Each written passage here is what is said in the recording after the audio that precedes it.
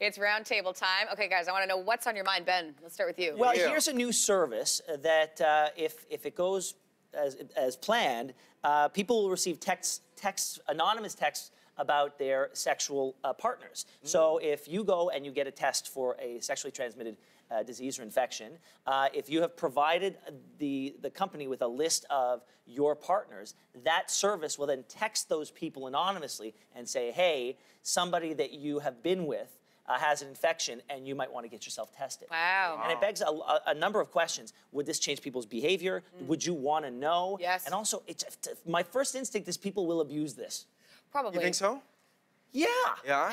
Yeah, I think people will goof on, prank a lot of their friends. Yeah, probably. But that's not even a prank thing to do. I mean, imagine getting a text like that, like, you need to go check yourself for, what's some STIs that I'm trying to think off the top of my head? Gonorrhea. Imagine if your partner sees your phone and you get that. And that's the issue. Yeah. But listen, at the end of the day, wouldn't you you'd want to know, because if you are infected by something and you are therefore going out and spreading it and you had no idea. I mean, I think what this does do is it takes away the embarrassment factor of having to call the people that you've hooked up with to say, look, I got tested for this, I have this, you may want to get tested yourself. It's a great way to communicate that message without having to go face to face. But that can be an awkward instead of not doing it at all. Right. But if there's one thing that we've learned about the internet is that anonymity changes behavior. For sure. You know, if you have to post an opinion online anonymously, you're going to post in a different way than if you have to put your name to it. And so taking away that awkwardness, sure, but you're adding something else to the mix, and you're adding a new dynamic, and I don't know if that dynamic is honesty. But here's the thing. I hope it's being honest, though. Sorry to cut you off, but my fear now is that if people weren't doing this because of that awkward conversation, that's if this is going to entice people to say, you know what, at least I'm not putting my name, my face to this, but I'm still trying to protect the people that I maybe have infected, not me, but the people who may have done this.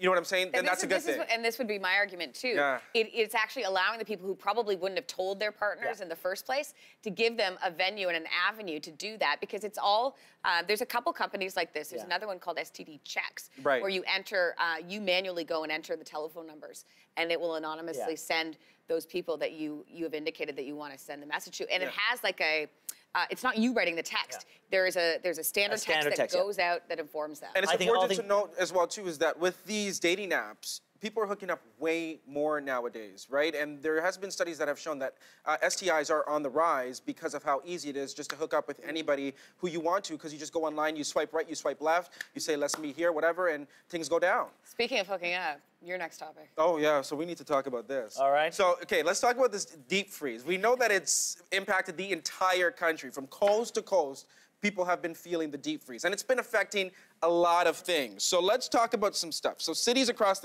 Canada have either had to cancel or shorten New Year's Eve celebrations. We know about this. You know there was a McDonald's in Saskatchewan that had to close down temporarily because the drink machine froze? Oh, yeah. I didn't know that. Firefighters across the country were having issues using their main source of water because it was freezing instantly as it was coming out the pipe. You're kidding. Oh, no, no joke. But then here's the other thing that's happening. Canadians are getting a little bit more freaky. Because what else are they going to do? Because what else are you going to do? So here's the thing. There's a study from the UK that says Christmas time is the high time for people to get it on. But now the fact that we are under this deep freeze... What are you channeling right now? I'm just channeling Brandon. me. I'm just channeling me. But with this deep freeze, people aren't able to go outside, so they're spending more time inside. And, you know, you're with your significant other or you're with your partner, and they're getting it down. So they're saying that 9 months from now, we may have a baby boom, a mini baby boom in this country. Yeah, the same thing that happens. Has anything changed with you guys?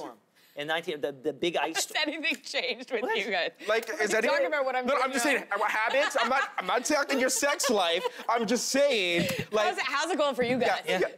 Good? Thumbs up? Thumbs down? Yeah. All good, man. All right. Can I get up one, too? We're good. What? Just a proud. Say okay, buddy. You see, you left me hanging. You see this happening, like at at Super Bowl time, at the Stanley Cup, like playoff time. You see a lot of this. No, but you know, in the deep freeze, people like to cuddle. They like to get, they like to get it on. So, I mean, we're gonna check back in 9 months. Let's see how we do. Oh, okay. Not we. Okay. Yeah. We gotta go. We gotta get out of this one. Like Did you like that topic? You like that topic, right?